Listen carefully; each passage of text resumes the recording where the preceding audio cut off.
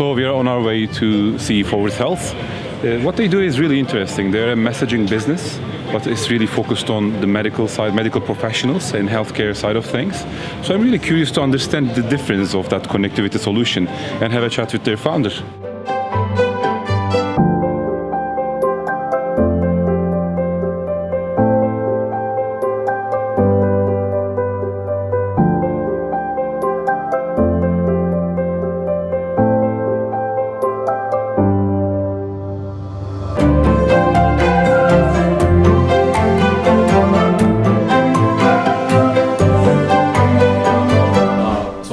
Thanks for inviting us to your office. This is a lovely office, and we really like to find out about your story.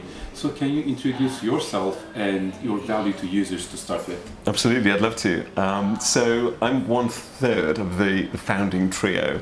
So Barney and Lydia are the other co-founders. Now they're both doctors, and they understand the problems that we're trying to fix intimately. But my journey into this company was actually very different. So Lydia's actually my wife. And she's a pediatrician, right? So we would talk every day about her experiences on the front line in the hospital, and I was in awe because most people, they don't really engage with healthcare. They just imagine it's something that goes on behind the walls of hospitals. But actually, the more I found out about it, the more fascinated I was by the process. But something just really stood out. And that was that the technology that doctors and nurses are using every day to try to do their jobs is in many cases 20 or 30 years old. They're still using fax machines and pagers, which most people won't even sort of know to recognize. So really, we were founded because doctors like Lydia and Barney, and nurses, midwives, pharmacists, have such important work to do, but they don't have the tools with which to do it. So 3 years ago, we asked ourselves, well, what if we did design the tools that they needed? What would they look like? And that's how Forward was founded. It makes a lot of sense. There's a certain trend that I see in all of the startups. It is going into the fractals, if you will, to understand the problem itself, to know enough about the problem or the niche to actually build a business. To someone who has not spent any time in the healthcare sector, these problems you're talking about would probably be invisible. But you have the luck or the good fortune to have co-founders that actually know the problem firsthand. And with that, I really want to ask about the type of iterations and the challenges that you have in this journey. The way that we do things is that we understand that there's a problem. Okay. That's the only thing we know for sure. Okay, so we know that doctors and nurses waste well over an hour a day trying to communicate with the technology that we take for granted in different industries. So we know that problem is there. So the way that we figure out how to fix it, and the way that we figure out what the next thing we're going to be working on is, we spend time inside hospitals with our users. So our user research team, they spend at least half of their week visiting the different hospitals where people use Forward or haven't used Forward yet, and we speak with them. That's what starts our product development and engineering process. We iterate very quickly, we launch it, and we see if it works. If it works, we refine it. If it doesn't work, we change it. So it's about loving the problem rather than loving the solution. Obsessed about the problem, without a doubt. So can you walk us through your history of funding? Of course, building a business has different components, and one of them is naturally that. Yeah, absolutely. So actually, we founded Forward with our own resources to begin with. It's really tough getting a startup going now, and actually, the bar is much higher today than it was, certainly 5 years ago. I think we find working in healthcare that actually this is not just an intellectual challenge. This is a very human, a very emotional problem, and it's incredible the conversations we find ourselves having, not just with angel investors, but also VCs. Conversations often very quickly become about their own personal interactions with healthcare. And so we've found throughout our funding trajectory that people have worked with us not just because they believe in the importance of what we're doing, but because they felt how much a difference it can make if we were to have some success in fixing it. That's great. So can you talk about a bit working in London? What was best and worst about having an office in London? Brilliant question. So actually, the world is definitely becoming a smaller place. I've always built businesses in London. I think actually the city is fantastic for it. I think we're a critical mass of talent. I think we're well connected. I think also there are certain sectors that the UK just seems to do better. You know, we have this concept of the NHS, which is relatively unique in terms of global healthcare, and that means that healthcare as a concept is something that we can get behind as a country. And London, of course, is very well placed with some brilliant universities and teaching hospitals around it. So actually, this is probably the best place to be in the world to take on a healthcare challenge. What are some difficulties with London then? The challenges with London, perhaps it is on the funding.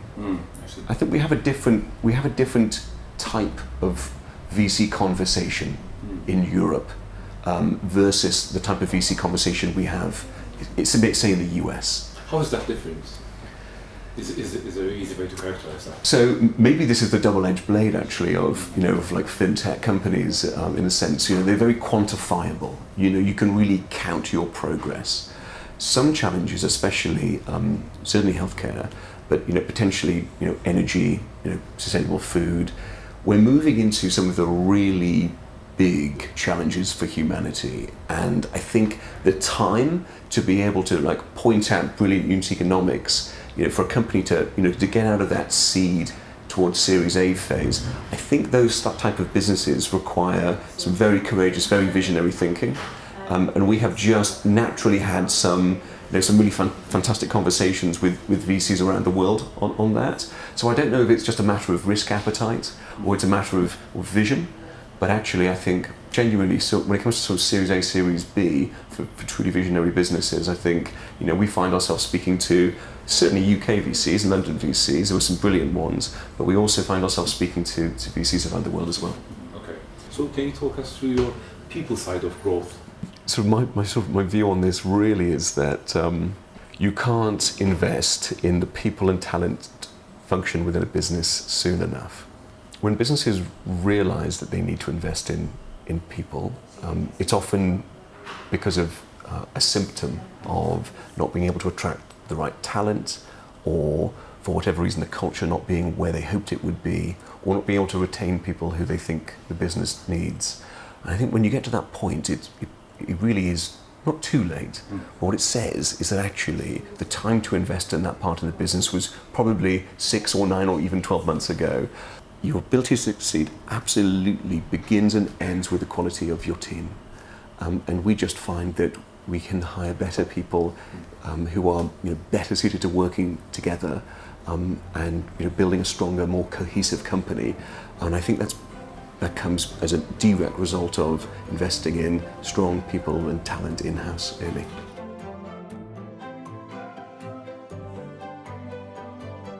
Yeah, so my name is Enzo. I'm from Italy. I moved here 4 years ago, and I work in startup 6 years now. So I'm the senior Android developer here. So I'm developing the Android app for Forward. I'm Sean. I am born and raised in London, not as exciting, and I'm an iOS engineer. So I make the iPhone app alongside Ben.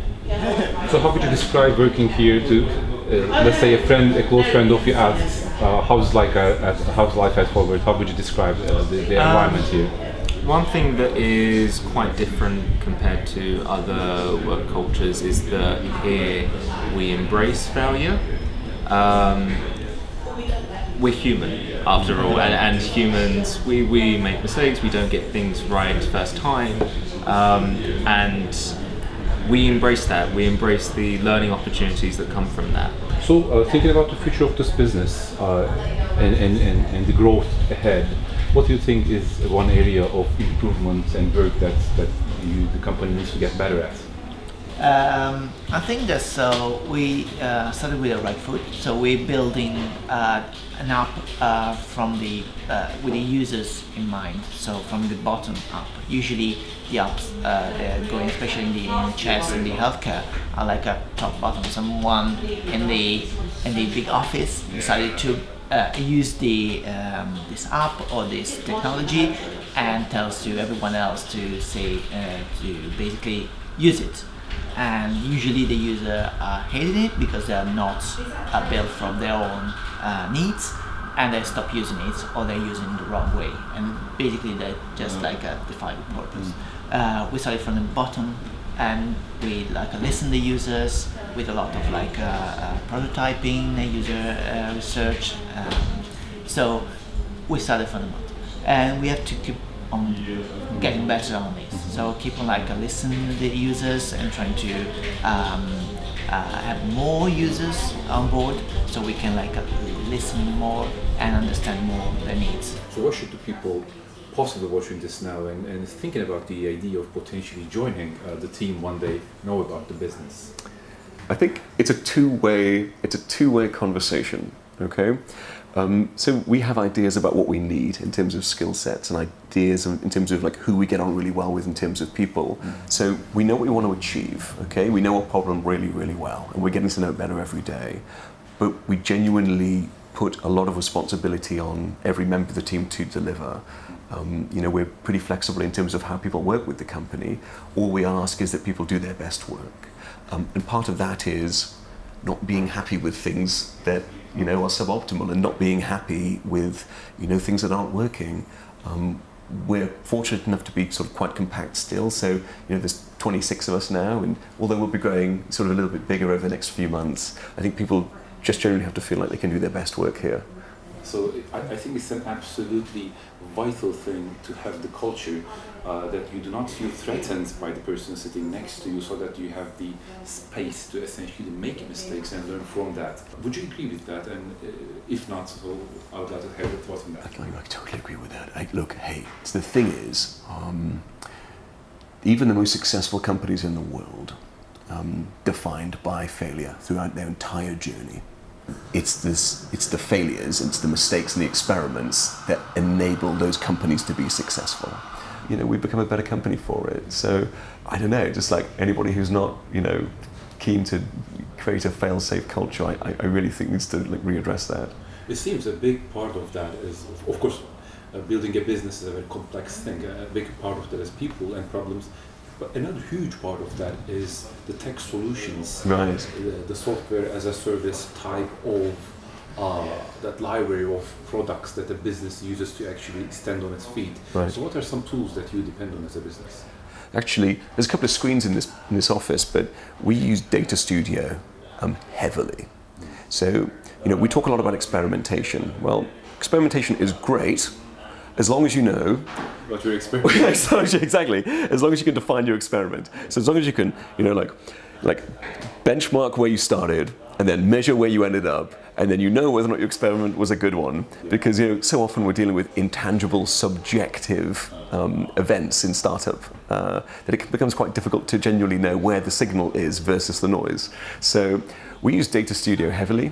This is a project actually that James, our CTO, really championed when he first joined the company. We just filled all of our software, so the apps we build, full of event listeners, so we could see exactly when everything was happening, and we just got charts on the wall, right? We tied this in with our KPIs and our OKRs, and these just became a series of almost like compasses, just to help us know that we were pointing in the right direction. So I'd say that's been the most transformative software that we've started using. And it's absolutely worth engaging with. Plus it makes VC reporting so much easier. If you measure everything, it just becomes a matter of just taking a screenshot and handing it over. Can you tell us about some of your future goals and milestones for the business? So far, we have just under 10% of all of the doctors in the UK in the Forward network. So you'd put it another way, if we were a hospital, we would be the largest hospital in the NHS, which is quite a cool thought. Now this is our start. We aspire to not just be the largest network, which we are already, but we want to get more than 50% of all doctors in the UK in the Forward network within the next 12 months. So we'll be expanding to different sites throughout the country, and we're getting much better at doing that. We also have a responsibility to become a sustainable organization. So, we talk a lot about VCs, and, I talk a lot about, getting behind visionary problems, and, that requires courage, which it does. But I think there's also was also a duty for a company, I think, to show how it can be like a long-term sustainable organisation. So for us, it's going to be about understanding how we do that. But I think I can't stress enough, what we're doing is, it's not just bringing technology to hospitals, it's giving them fundamentally different ways to work. So you've got doctors in different hospitals now for the first time sharing ideas about how to treat difficult cases. Or you've got a nurse on a night shift at 2 a.m, alone on the ward, looking after 50 patients, feeling absolutely isolated. And when he has a question, now he can go forward. He can reach out to other people who are either more senior or in a similar position, and suddenly these people aren't alone anymore.